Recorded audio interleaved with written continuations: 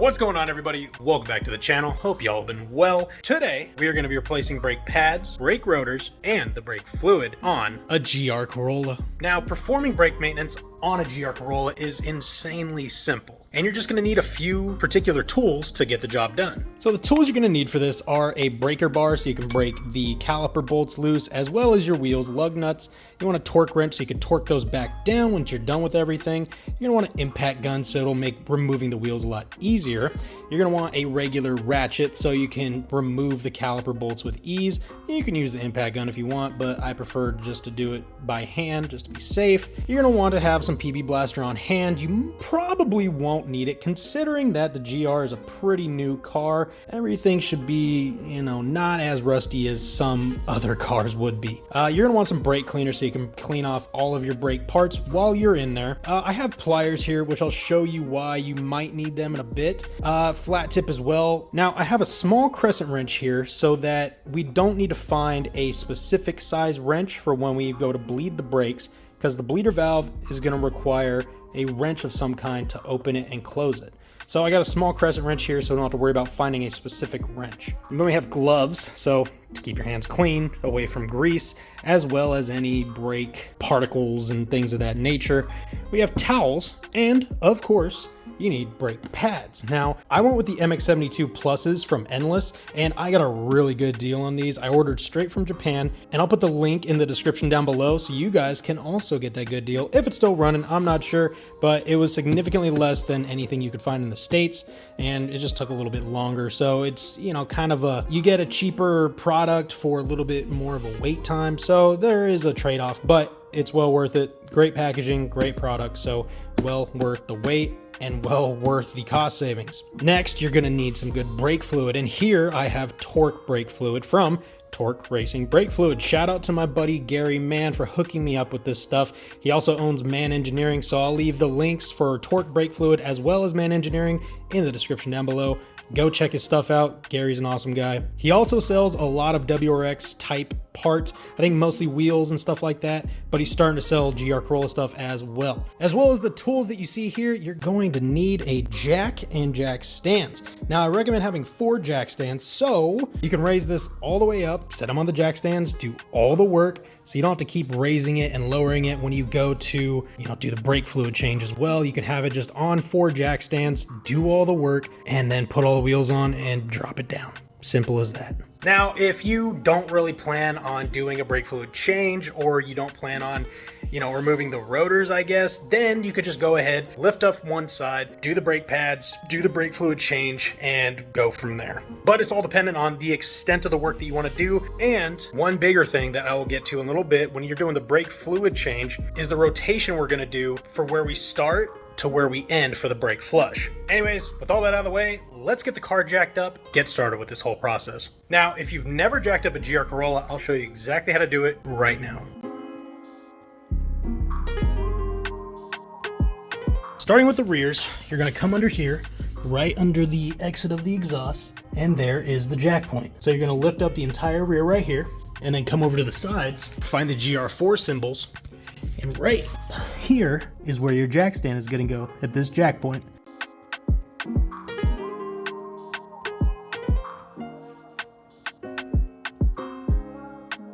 Okay, now that the rears are lifted, the fronts are going to be a little bit different, and I'll show you why. So I'm going to show you the jack point that Toyota says you should use, and then I'm going to show you the way that I actually am able to lift the front and set it onto jack stands, because the main jack point is a little bit too far in there for you to stick a jack stand under and actually get it up. And here, I'll show you what I'm talking about. So coming down under the front of the car, typically you'll see a front jack point somewhere around here, right near the bumper. Well, not on the GR. It's actually behind where you're going to be draining the oil. It's well behind here, and you can't even really see it from here. So coming over to the side right here, that bolt right here that I have circled is the jack point that you're supposed to use, and that is a good distance away from the center of the bumper. So the way I've been lifting this and setting it on jack stands is by using this frame bolt on this side and on that side to raise it enough so we can put a jack stand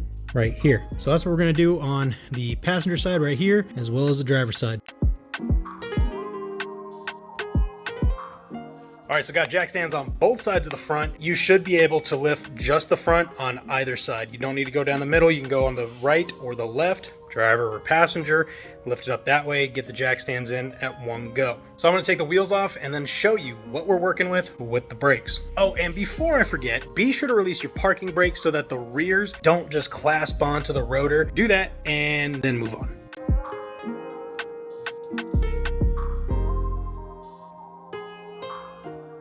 All right, I got all of the wheels off the car. Now it's time to take a look at what we're working with the caliper to remove the brake pads and to remove the caliper itself. All right, so removing brake pads on the GR Corolla is incredibly easy. It's gonna take you maybe 5 minutes tops. So starting with this little clip right here, there's gonna be a little notch right here where my finger's at. You're gonna want to press down on it with your thumb until it goes through the hole, just like that. So now you can pry it out this way. If this does give you trouble, you can either use a flat tip and kind of push it out that way, or you can even use some pliers, grab onto the clip on the outside and kind of turn it down. That way this pops out through the hole. But whatever way you're able to get the clip out of this little hole, you're gonna go ahead, turn it a little bit and pull it out the top, pull it out the bottom, and there you go. Now, make sure that you orient it correctly when you're putting it back in. This is going to go through this little hole right here. It's pretty easy to remember. When we're putting it back on, I'll remind you guys again as well. Now, with the outer clip removed, all we gotta do is press on this little spring tab thing in the middle. And as you're pressing on it, you can push out the pins. So start with the top. There you go, there's one. Now what you can do is pull this down and up a little bit. There you go. What you can do is just slip this off and bring it out. Like so. Now look at this really quick. So what you're gonna notice is that there's this little triangle. You're gonna wanna make sure that that's pointing down in the front. So oriented like this at all times, okay? So whenever you put this back on, it's gonna go on like this. But anyways, let's get the other pin out. And as you can see, this one's giving me a little bit of trouble. So what you can do is take the other pin if you do have it out. If not, you could probably use like a Phillips head screwdriver or something. But anyways, or just a press in general. You're gonna put this in through the opposite end and just kind of help your way through there. Or another thing you could do is use a flat tip. Now what you can do here, put it into the rotor and press it out that way. And there you go. Both the pins are removed. You have free access to the pads. Now what you're gonna wanna do first before you remove them is press in as much as you can towards the pistons. That way you can press them in as much as possible so you have enough room to put the new pads in.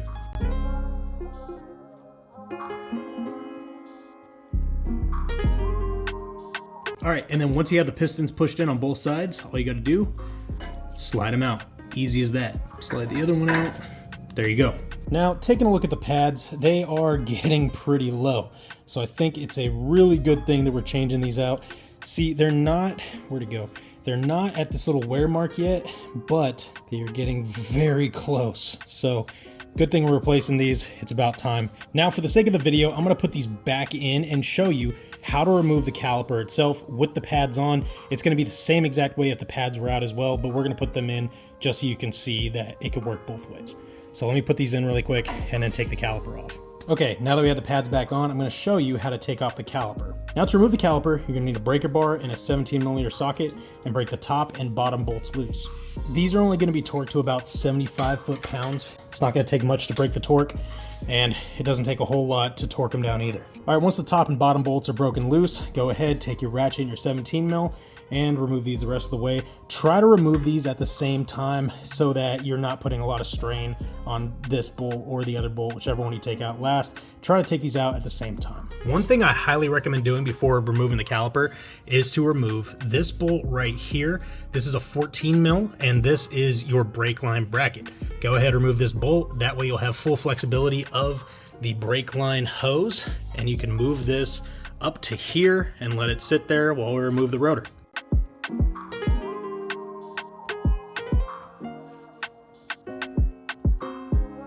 Okay, now remove the caliper from the rotor. As you can see, you can just kind of set the caliper down right there. Or what you can do if you have a bungee cord, you can bungee it up to the spring or even like a little hook or something like that. If you have another one, you could put a jack stand right here, raise it and kind of set this on there. But that's the reason why I wanted more slack in this hose. You can just kind of put it right here for now and call it good. Now with the caliper off, you should just be able to remove the rotor. But unfortunately in our case, it's not budging. So there's a couple things you could try. First thing I recommend trying is getting some PB Blaster, spraying it around the hub right here, and also spraying them in these little holes right here and right here. These are actually going to come in handy as well. It's a little bit late here right now. I'm not going to be able to show you. I'll show you here in a minute, but these you could put a screw into or a bolt and kind of just tighten it down until this entire rotor pops off, and it'll make a loud popping sound. But the easiest thing you should do at first is to spray some PB Blaster around here in these little holes and hope that it breaks that rust loose. And make sure to clean up the area just so that PB Blaster doesn't sit on your rotor. Now with the rears, it is almost identical to the fronts. You're going to want to remove this 14mm bolt for the brake line bracket, and then pretty much do the exact same process as you did with the fronts, and I'll show you that now.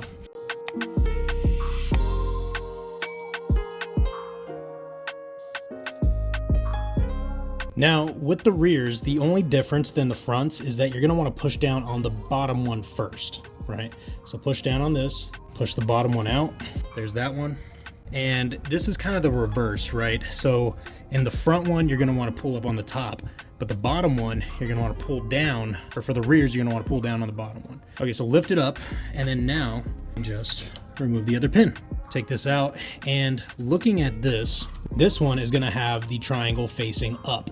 So the rears are going to have the triangle facing up. It's going to look like this, whereas the fronts are going to have the triangle pointing down. Moving on to removing the brake pads, it's the exact same as the fronts. You're going to want to press in on the pistons a bit, work those, and then take them out. Easy as that. Now removing the calipers is again the same thing as the fronts. You're going to want to remove the top bolt and the bottom bolt down here with a 17mm and a breaker bar. And then once again, you're going to want to take these out pretty much simultaneously just to not ruin the thread at all. It's not going to screw it up if you don't do it that way, but it just helps to, mitigate that whole thing if it were to happen.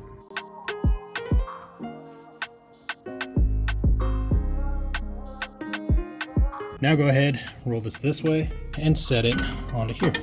All right, so when removing the rear rotor, you're gonna need to remove the rear spacer. To remove the rear spacer, you're gonna need to remove this bolt. Now this bolt is gonna take a 5mm Allen key. Now this is just a regular Allen key. You can have an Allen key set, wrench, ratchet set or something, I don't know, but this is what I got. And just go ahead and remove that bolt fully.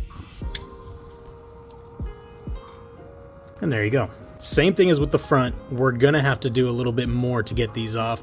These are pretty seized on there onto the hub, even the spacer. I'm gonna go ahead and use my flat tip, put it in here, and just kind of pry it away. And there you go, wheel spacer's off. All right, now as you can see, the rotor is now seized on there as well. So I'm gonna do the same thing, put some PB Blaster on here, let it sit. I'm probably gonna let it sit overnight because it is nighttime right now. I'm gonna wait until morning, knock these out with the mallet, and I'll show you guys what I do with that. And then I'll take these, get resurfaced. We'll replace everything. Good morning, everybody. It is time for me to show you the ways that you can get off a stuck rotor. The penetrating fluid has been sitting overnight, so should have helped quite a bit. But there are two methods that I wasn't able to show you last night, just because I didn't want to make too much noise, and we're gonna do that right now. Now that the penetrating fluid has been sitting overnight, it should have broken up quite a bit of that rust. It might not have fully unseized the rotor, but it could have helped a little bit. Either way, we're going to be using this first method, which is either with a mallet or typically you want a ball peen hammer. And basically what you're going to be doing is just tapping these parts of the rotor. Do not hit the actual rotor part, especially if you plan on reusing that. If you don't plan on reusing a rotor, feel free, just smack the back of it and get it off that way if it's really a problem. But this method should work. And if this method doesn't work, we'll get to the next one in a second. But we're gonna do this one really quick and see if it works. So what you're gonna wanna do first is put your lug nuts back on. I recommend just doing at least 3. You could do all of them if you want, but it's not necessary. Don't worry about threading them on all the way, just enough so that whenever this pops off, if it pops off with this method, it won't just fall off on you. Take your hammer, go ahead, tap this with a pretty decent amount of force, and hope that it breaks loose. Remember, do not go anywhere over this way, or especially on the rotor itself. Go in the middle where the hub's at.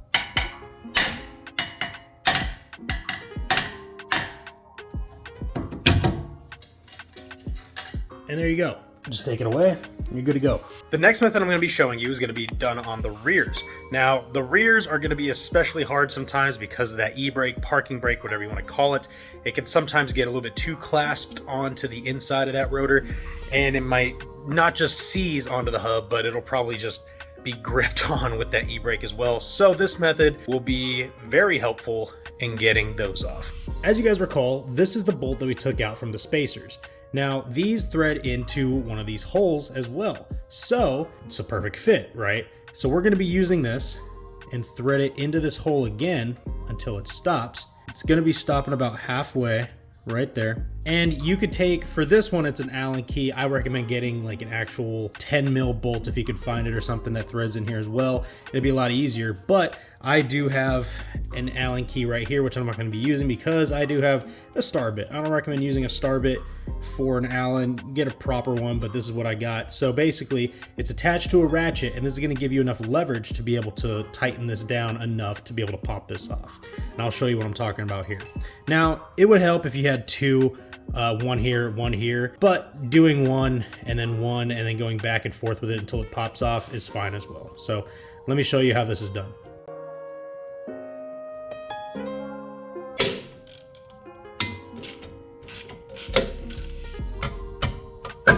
All right, now it's broken loose. Simple as that.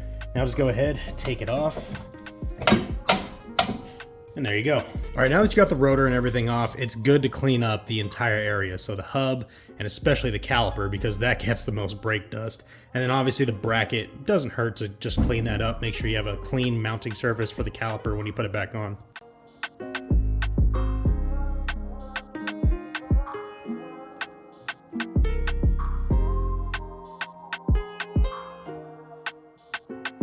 As you can see with the caliper, there's a lot of caked on brake dust, so this is going to take a lot more deeper cleaning than I had thought. I'm not going to worry about it too much, but be sure to clean up the areas, your fronts, your rears, and then go ahead, reinstall everything, which we'll get to in a bit because I'm taking my rotors to be resurfaced. So I'm going to be doing that, and then I'll get back to making this video whenever that's done. Okay, got my rotors back. They are resurfaced and looking amazing.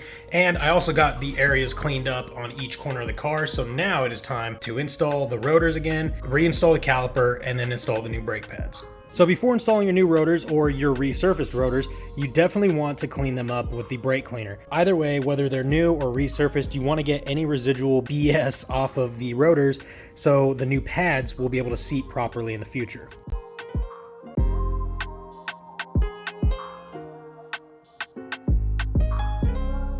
Now with the cleaning out of the way, go ahead and reinstall your rotor. Now with the rotor put back on, before putting your caliper back on, it's a good idea to take one of your lug nuts and put it on the lowermost bolt right here, lowermost stud, because the rotor's gonna wanna come off while the caliper's not on, so it'll be good to just keep it in place while you put the caliper back onto the bracket.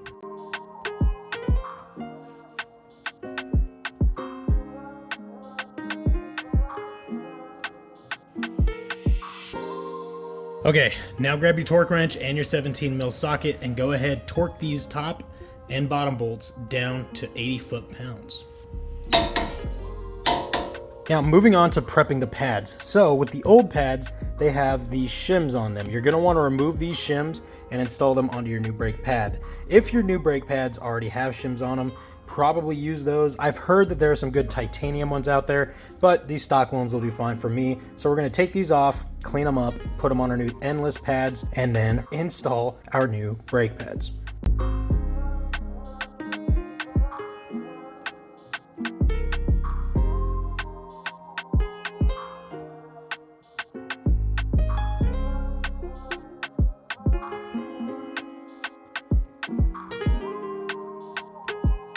Now that you got the shims on, one thing you're going to want to do before actually installing these is put on some brake grease. So all you're going to be doing is looking where the pistons connect to the shims, and you're basically going to be putting grease around this area, these two areas, as well as these two.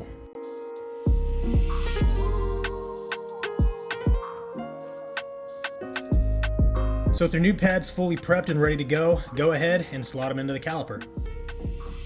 So you're probably, even though you might have done it earlier with the old pads, You might need to finagle the new ones in a little bit, just kind of push on the pistons maybe a little bit, just until they slide in.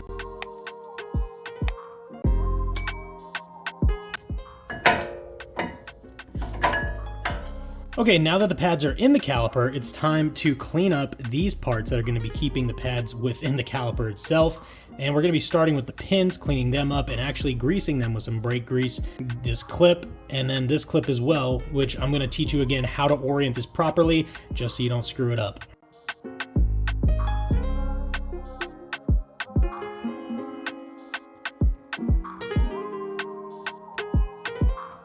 What you want to do is do the reverse of how you took it out. So in this case, it's going to be starting on the bottom. So we're going to put this in. Now you're going to get some residual grease right here. Just go ahead, wipe it off, and then take this. And remember, the arrow is going to be pointing down.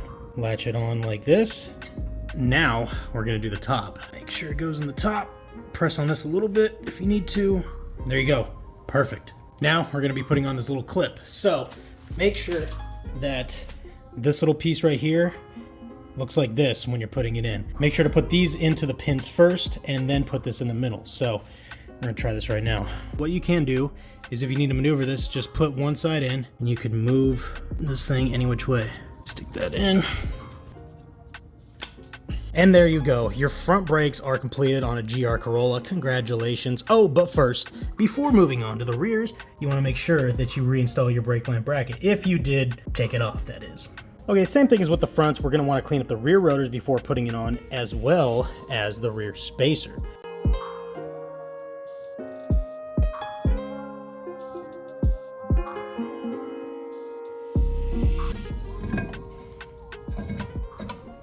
Okay, so when reinstalling your spacer, you're going to want to look for the larger hole and line this up with one of these smaller holes on the surface of the rotor. Probably going to be this one. For me, it's the one that's going to line up not only with the hole, but also with your lug. So go ahead, find out where it fits correctly, which is right here for me.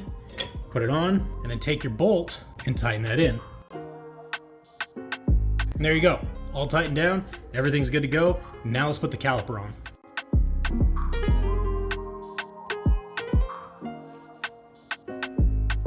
Okay, same thing as we did with the fronts. Go ahead, torque these down to 80 foot-pounds with your 17 mil socket. Okay, same thing we did with the front brake pads, we're going to do with the rears. So we're going to take the shims off of these old brake pads really quick, and then clean them off.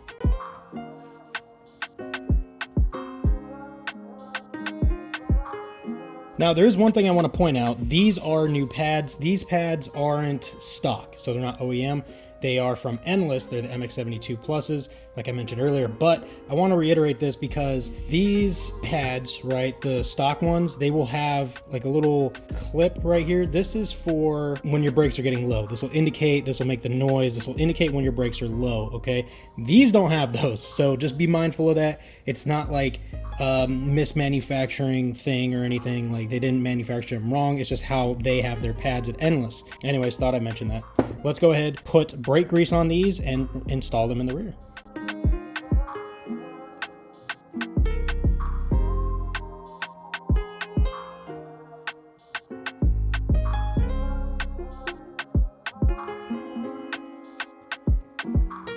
Now, with the rears, it's opposite of the front, remember? So instead of putting it in on the bottom at first, we're going to be putting it into the top and then putting the bracket from the top as well. So let's slide this in. And then this bracket clip, we're going to put this on the top at first, just like this. Snap it on, and there we go. Now let's get the bottom one on. Okay, now with the bottom pin on, you're going to want to make sure that this clip right here is fully on. I noticed that mine isn't, but we can change that. So pull it off, make sure it snaps on. Okay, everything snapped right here and right here. So we're good there. Now it's time to put on the little clip. Okay, so same as with the front, you guys know the drill. So go ahead, find the holes in each of the pins. Okay, maneuver it however which way you need it to. Snap it on. And there you go. You're done with the rear brakes on your GR Corolla. Now your front brakes are done, your rear brakes are done, and make sure to get your rear brake line bracket as well before moving on, because we are going to be flushing the brake fluid on the GR coming up here in a second. Oh yeah, one thing I forgot to mention is if you have slotted rotors, which standard, the GR Corolla has slotted rotors, if they're new, you might want to look at the packaging, see what direction they have you doing it, because in the GRs, at least for the stock ones, they have it in a specific motion. So these slots right here are going to go towards the rear, okay?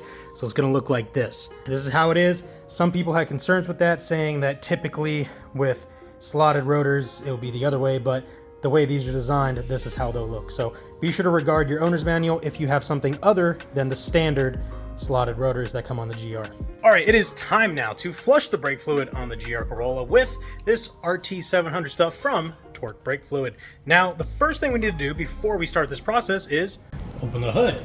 And once we open the hood, I will show you where the brake fluid reservoir is. It's coming here. Once you have the hood open, you have complete access to your engine bay. What you're gonna do is pop off this panel right here. Now, there's just gonna be little clips, so put your thumb there, push it up, push this one up as well, and there you go. Just take this away. So what you're gonna do with these is you're gonna put them in like this little box. You're gonna push it that way whenever you're ready to reinstall it. But anyways, this just pulls out. Go ahead, set it to the side, and there you go.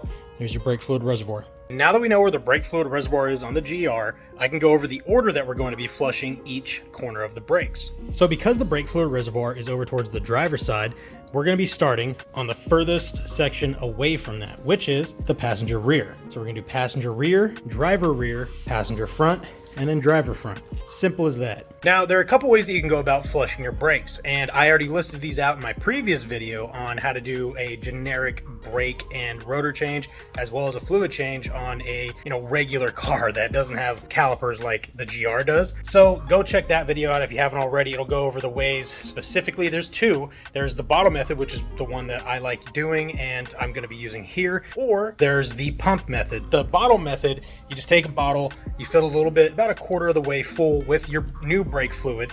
You put a hose in there. You have either an attachment on the other end of the hose, or you just have the hose itself. You're going to go ahead, remove the dust cover at first. Okay. And you're going to put the hose right onto here, whether it has the attachment or not. Sometimes the attachments fit, sometimes they don't. You're just going to put it on there, or you could just take the hose and just put it on there, which I might end up doing for the rears. But anyways, you put that in, put that into the bottle, and then basically just pump the brakes. So I'm going to show you how to do the bottle method here in a second, but if you do want to see the way of pumping the brake fluid out the pump, then I'll post the link in the description down below for my previous video and the timestamp as well. So go check that out. It's actually a good watch if you just have regular brakes on a different car as well. Anyways, let's get on with this method of flushing the brakes on the GR Corolla.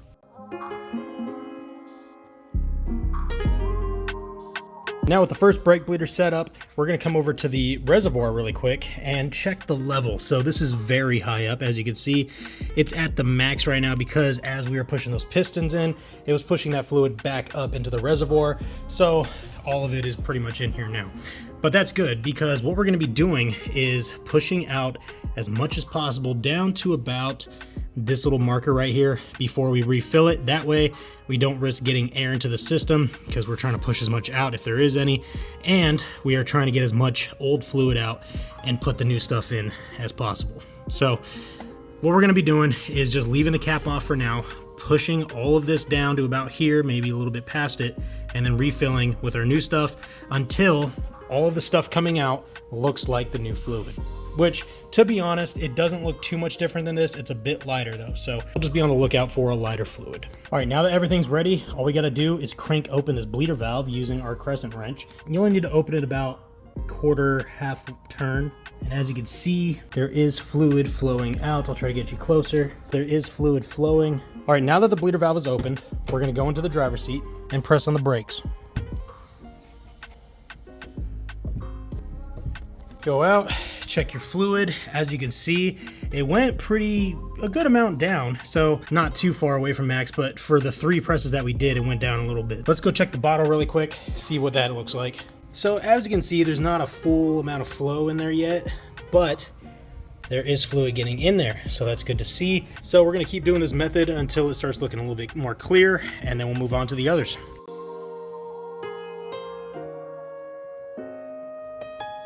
All right, as you can see, we got a good amount of flow. There are some bubbles coming out, but that's fine. We're gonna go ahead, close this off really quick. Now we're going to be checking the reservoir. So over at the reservoir, as you can see, we pushed a lot of it out. We're at the point that we want to be, so we're going to keep filling it up. You could even fill it up to like the cap area because we're going to keep pushing it all out. So yeah, we'll get back to the process.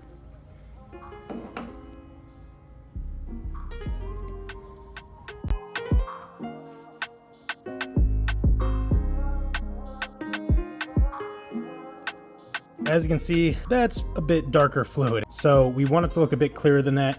We're going to go ahead and dump this out into one of our old brake fluid bottles and then show you the difference between what the new stuff looks like and compared to this. All right, here you go. So here is on the left the old stuff that we're pulling out right now. Stuff on the right is the new stuff. As you can see, the stuff on the right is a lot clearer, cleaner looking, and the stuff on the left is a little bit darker and kind of cloudier. So this is why you're doing it. The stuff on the left has been through a little bit of, you know, heat. So there is that. Plus the stuff on the right is going to work out so much better. Anyways, I'm going to finish flushing the passenger rear really quick, and then I'm going to do the rest, and then I'll get back to you guys in a second once I'm done with the driver front. All right, I'm done flushing now, and I went ahead and made sure that the fluid is between the max and the min in the reservoir, capped it up so it's tight in there.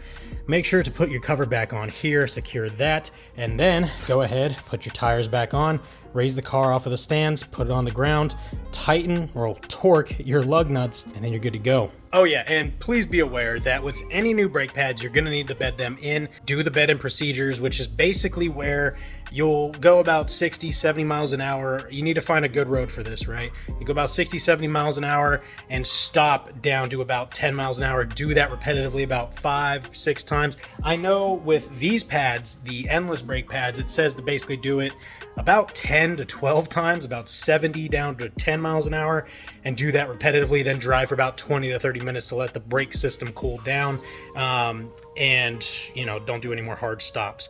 Let the car cool, and then you're properly bedded in, so good there. But if you don't bed it in properly, they'll bed in eventually, but they won't be as optimal as they would if you do it properly. So be sure to do that. And other than that, guys, I hope you guys got some good use out of this video. You now know how to change the brake pads, rotors, and change your brake fluid on a GR Corolla. If you enjoyed the video, please like it, leave your comments in the comment section down below, subscribe if you're not subscribed yet, and ring the bell so you guys be notified of future content coming here soon. And until next time, guys, keep going fast.